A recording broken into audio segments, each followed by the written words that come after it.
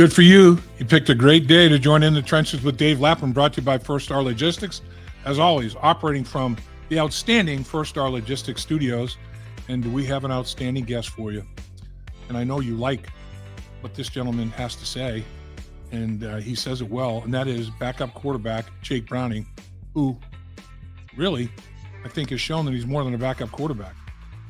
As far as the backup quarterback goes, he's elite. As far as a starting quarterback goes, he's probably definitely one of 32 in the National Football League. So the Bengals are extremely fortunate to have an elite starting quarterback and an elite backup quarterback in the same quarterback room. Most important position in sports. The Bengals are well stocked. Jake Browning talks about that. He talks about his year. He talks about what he dealt with during the course of the season, adjustments that had to be made, what they decided to do offensively, how they attacked people, and then what he's going to be doing in the offseason, getting ready for another one. And the fact that he's under contract for the next 2 years with the Cincinnati Bengals, and he's good with that.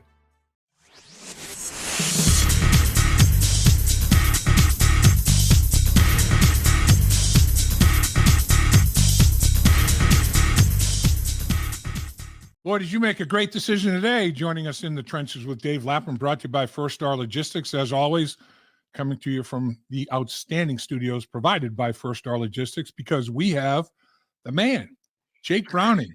Yeah, I'm telling you, this guy basically changed the arc of his career, got an opportunity and capitalized. And that's all that anybody can ask of anybody else. And first of all, congratulations, Jake. And second of all, thanks for joining us, my man. Yeah, thanks for having me on. So now that you've had time to sit back and reflect, and now it's time to heal the mind and the body, and you're getting that done. Where are you? I'm out in California. This is kind of home base for where we spend the off seasons. That's great. So how you feeling? I mean, you're going through the rigors of the quarterback position, mentally and physically. How's your mind and your body feeling right now? I feel good. I'm fine. I think it's tough watching some teams in the playoffs, knowing that we were close and wishing we were in there. And it's definitely motivating to get back into it and hopefully be able to make it next year. Just sucks not being in.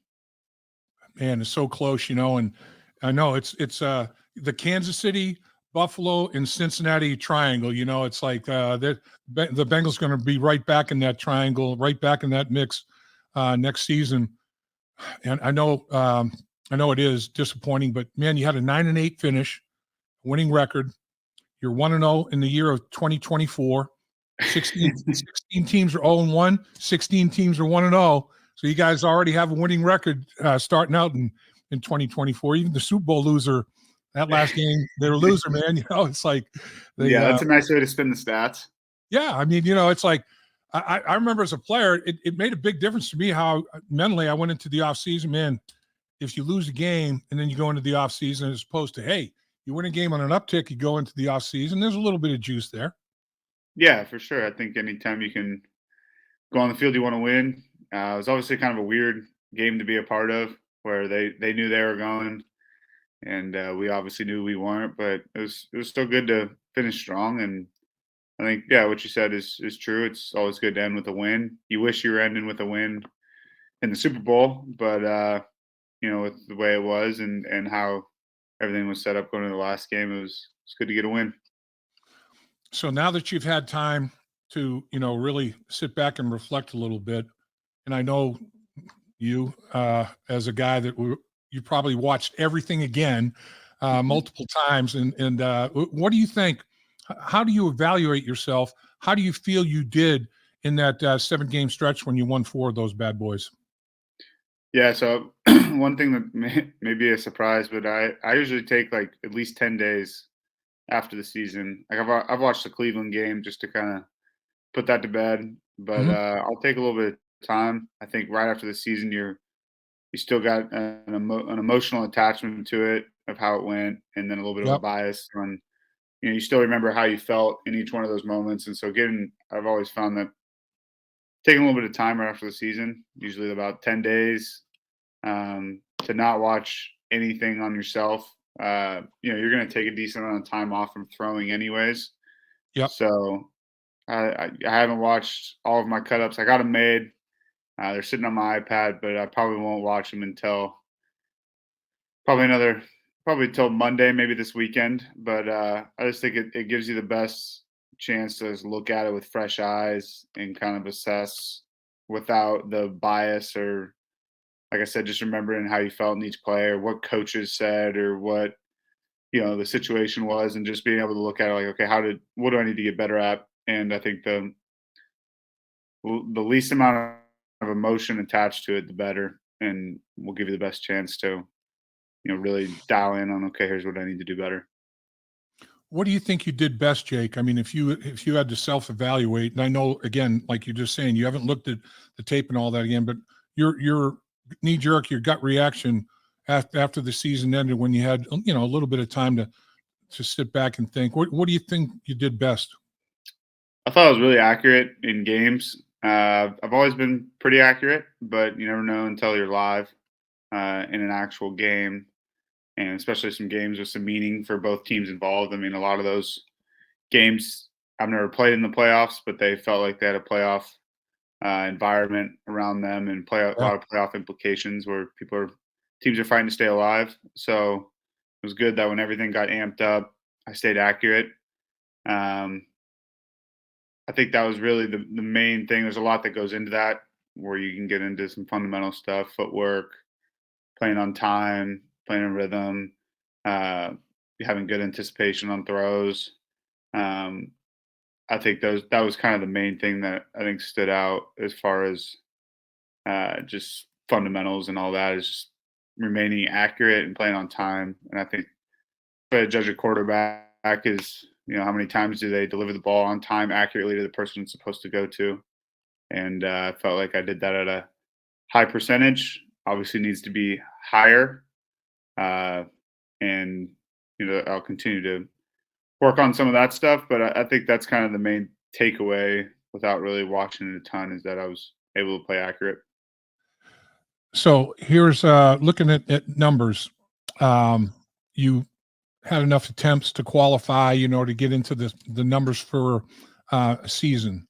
So your 70.4% completion percentage, which you're referencing with the accuracy, best in the National Football League. Now, again, fewer games than some of these other guys, but I mean, that was the best number.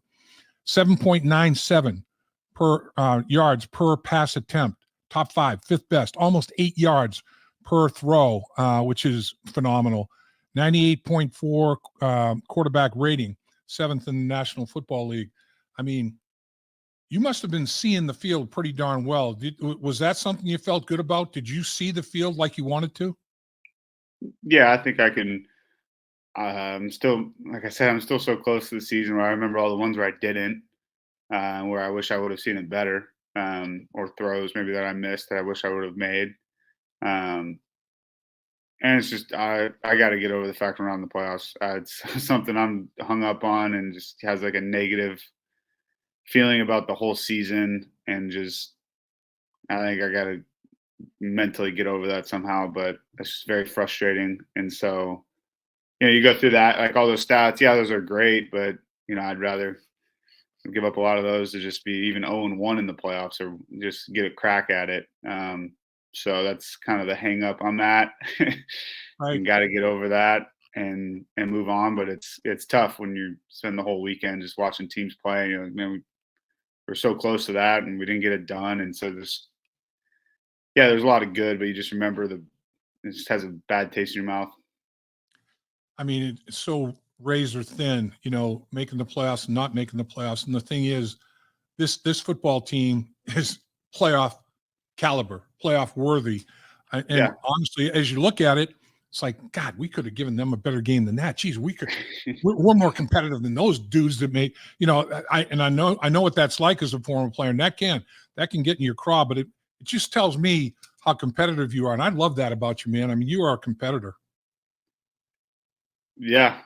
I think you have to be. That's the bare minimum to get in the locker room, and yeah, I think once I once we get through the playoffs, it'll be much easier to be like, all right, let's move on to 2024. But still pretty fresh, so a little tough. But we'll, yeah, like you said, we're a playoff caliber team. We got a lot of talent, and we got a great coaching staff, got a good culture. You got all the pieces. You just got to execute now.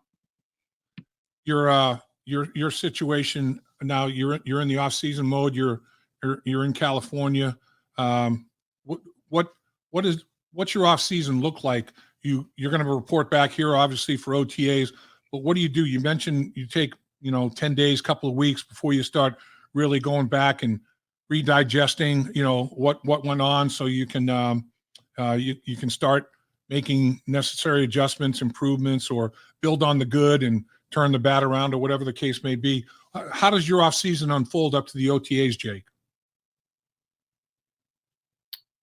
Yeah, so I usually just take like a week or two off of working out, as far as like weight room stuff, and then get back into that. Kind of ease back into it. Throwing, last couple seasons I've waited until maybe middle of March, beginning of March. Might wait to take a little bit more time this year, just to, it's my first time playing and feeling like, all right, I want to have my arm strongest down the stretch, in case something similar comes up, and not doing too much too early in the off season where I'm hitting my peak at the right time. But basically, it'll be right now. It's any little physical issues or body issues you got going on still from the off season or from the season. Just get those addressed now, and then probably about a week from yesterday, I'll be back in the weight room doing all that stuff, getting putting on some more muscle and just getting back into shape a little bit. I think down the stretch of those seasons, you kind of start to lose some muscle just because it's hard to lift as Sure. much as you need to and play in those games and have my shoulder feel alive. So start that here pretty soon. Get the body right from the season over the next couple weeks.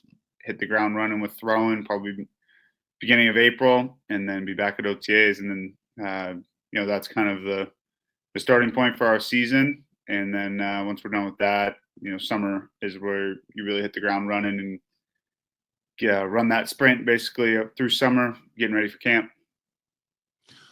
So a couple of young quarterbacks performed well over the weekend, C.J. Stroud and Jordan Love. What did you think? Did you watch both of those games in the entirety of it, or did you watch a little of it? Or what do you think about those two young QBs? Yeah, I watched a little bit of both. Once they kind of got out of hand, I turned them off. But I hear you. yeah. I mean, I remember watching C.J. Stroud when we played him, and I think really watching him week one. We played Baltimore week two, and we're sitting there watching it, and that's a tough defense to have your debut against. I can speak to that from experience. Right. Right. He played well, and I think they got some good pieces around him. The receiver's good. The O-line is really good, and they got a nice balanced attack, but he makes some big-time throws. He's got a quick release. He's accurate. And then Jordan Love kind of seems like I haven't watched him a ton just because we don't really have overlapping opponents, but just from stats, it definitely seems like he's getting hot at the right time, and that's always a dangerous thing if you're getting hot those last couple games leading into the playoffs, and then have a really good week one in the playoffs and the wild card. So I think anytime your quarterback's playing like that, you're going to be dangerous. We talked about it at the beginning. I mentioned that you basically responded to an opportunity that was presented to you, and you changed the trajectory of your career. And that's a feeling of empowerment, really. I mean, to step up when it's time to step up and get it done. And man, you did it. And you did it at an extremely high level. And I agree with you when I heard you basically saying you feel like you're one of the best 32 quarterbacks in the NFL. I can't disagree with that whatsoever. So the Bengals find themselves in a very fortunate position where they've got an elite quarterback in Joe Burrow, and they've got as a starter, and then the most elite backup quarterback in a quarterback room in Jake Browning. I mean, the Bengals find themselves in a really good position. What have you talked to your representation? Is Is there anything to talk about? I mean, where do you go from a career standpoint, do you think, from here, building off of what you did? I mean, yeah, I'm under contract for at least another 2 years, Yeah. so there's not really a whole lot. Uh, you know, I enjoy my time with the Bengals. I really like being there. It's a good quality of life. I really like the coaching staff. Got a really good relationship with Joe. Um, and so those, I mean, yeah, those are all positives. Yeah, do you wish you were hitting free agency right after that? Of course, but I'm a rookie, or I just finished my rookie year, and so that's it's a contract, it's binding, and but I'm happy about that. Like if I was going to be a backup anywhere, I'd want to be in Cincinnati, and yeah, it's a good situation for the Bengals, but it's a good situation for me too. If that's what ends up happening is I stay and I'm the backup. Whether it's basically it's out of my hands. It's not really my job at this point. The Bengals. Uh, I am a Bengal, and I'm happy about that. And I think no matter what the situation is, I'm just kind of focused on what I can control, and that is having a good off season, trying to get better. And I there's been a lot made of that, but it's kind of a nice feeling to go into an off season knowing like, okay, I feel confident I'm going to be on a 53-man roster next year. I've never really had that, and so that's kind of a nice feeling. And just football aside, like real life wise, it's nice to know like, at this point, every off season before this, I've kind of thought like, all right, like you got to be prepared to make no money this whole year. And that was a reality that, obviously we're in a fortunate situation. We get very highly compensated to play a sport, but my past off seasons have definitely been like, all right, I got to be smart here and careful, because there's a chance I can not have a job. And so this is kind of a refreshing feeling where I feel like, all right, I feel pretty confident I'll have a job, next fall. Yeah. And I'll be in a locker room that I really enjoy with some coaches I really enjoy with Joe, and I'm happy about it. And anything outside of that, not really my job and outside of my control. So just gonna kind of let the Bengals and all that, figure out whatever they want to figure out. I'm not really saying I don't think anything will happen, but who knows? You never know. You can get a call once I'm hanging this up and say I got traded, or I could be on the Bengals for the next 2 years. And I think with all the different varieties of things that could happen, I'm just going to focus on getting better, and whatever the situation is, I'll be the best at whatever I need to be the best at.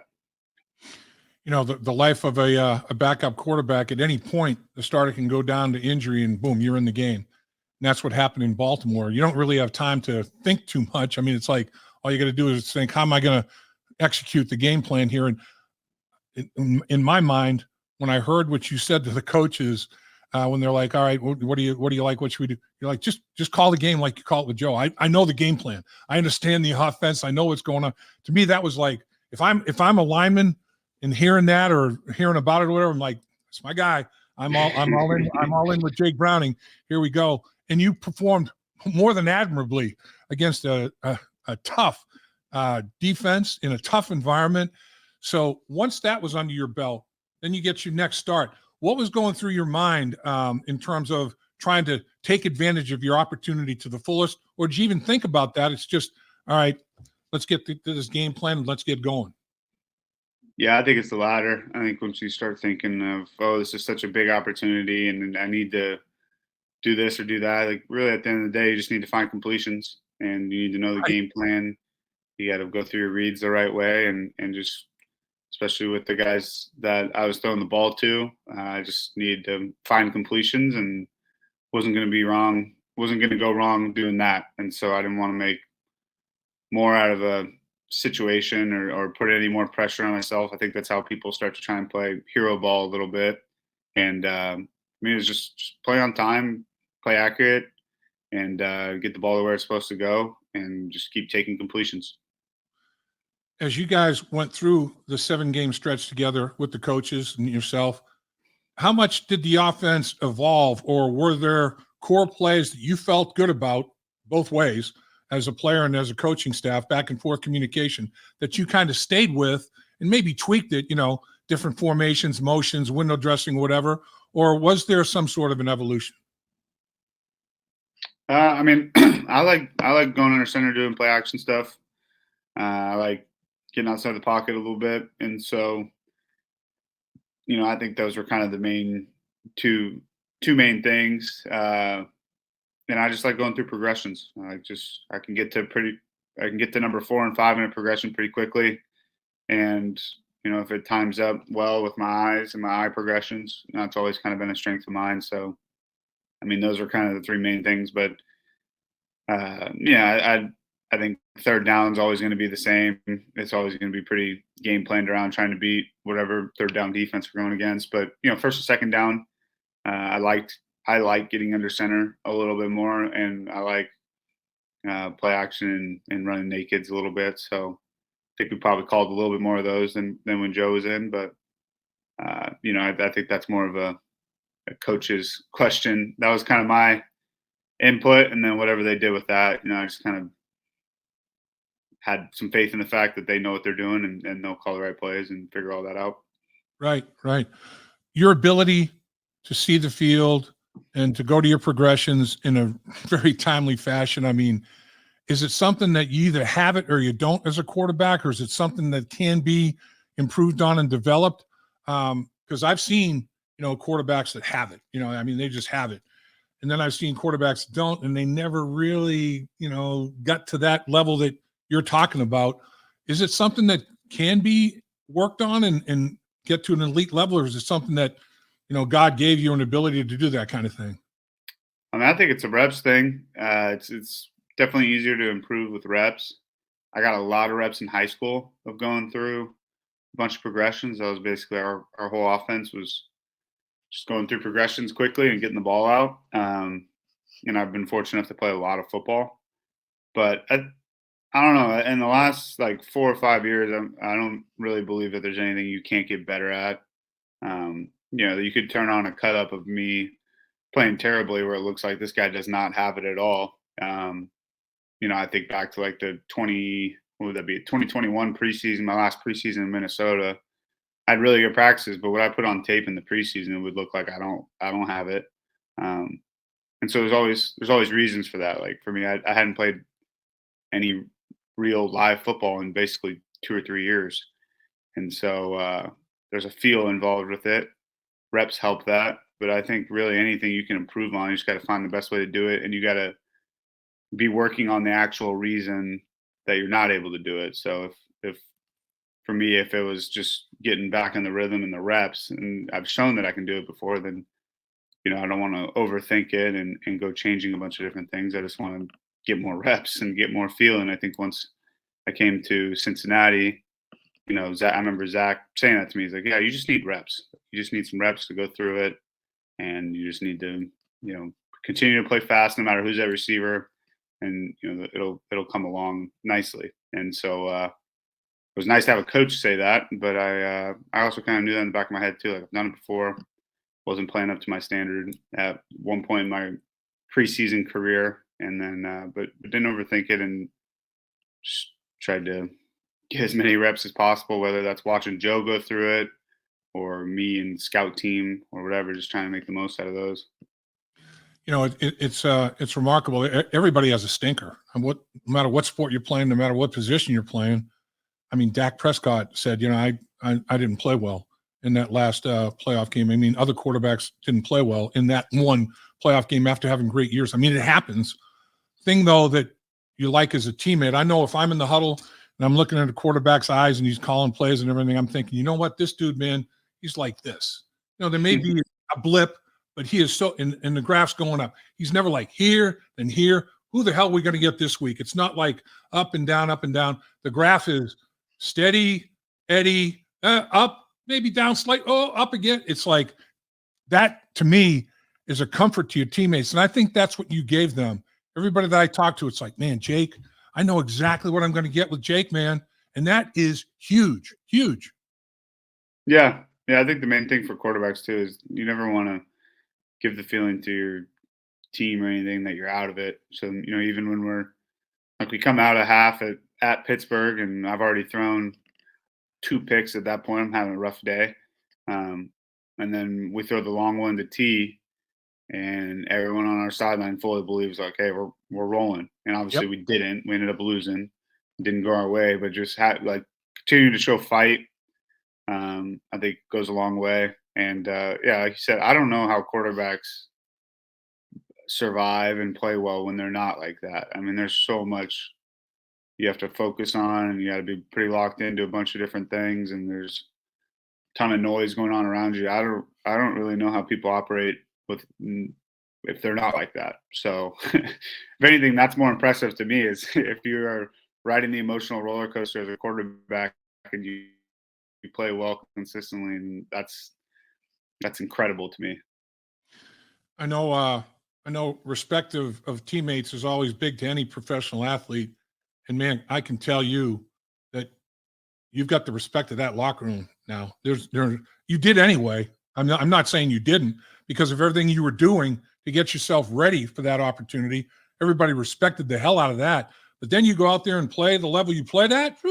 That's another chapter of respect for Jake Browning, and congratulations on that, man. Because as a leader, that's one of the things you have to have, the respect and trust your teammates. And you got both in spades, my man. I mean, it was great to watch. Yeah, thank you. It was good to go out and get to play, and got some good tape to watch for the offseason, make some where I need to. And I'm excited for next season, and it's gonna be tough watching the playoffs the next couple of weeks. But once we get to OTAs and it's kind of turn the page to 2024, I'm excited. I think we're gonna have a good team, and we need to get back in the playoffs. I agree. I think this team has a chance to be elite, and amongst the elite. There's a handful of elite teams in the NFL, and the Cincinnati Bengals are right there. And it's not a big fistful. It's a little handful, man. There's no doubt about it. And Bengals are right there, and you're a big reason, big part of it. And appreciate your time, Jake Browning. I want to congratulate you once again on stepping up. Man, it's like, that old saying, when one goes down, next man up. You were next man in capital letters. The man. Man up, Jake Browning. Congratulations. Thank you. Have a great off season. All right. Thank you. Appreciate you. All right. We'll talk to you later, Buck. Dave Lapham here. Awesome. And every day I am grateful for my experience to have played professional football. As a player, I realized self-motivation, leadership, and appreciating your teammates are key. At First Star Logistics, you can use those same attributes to create the life you want for you and your family. Build your future by working hard like I did. You'll see results both on and off the field. Call First Star Logistics today and be part of our winning team. Opportunity knocking.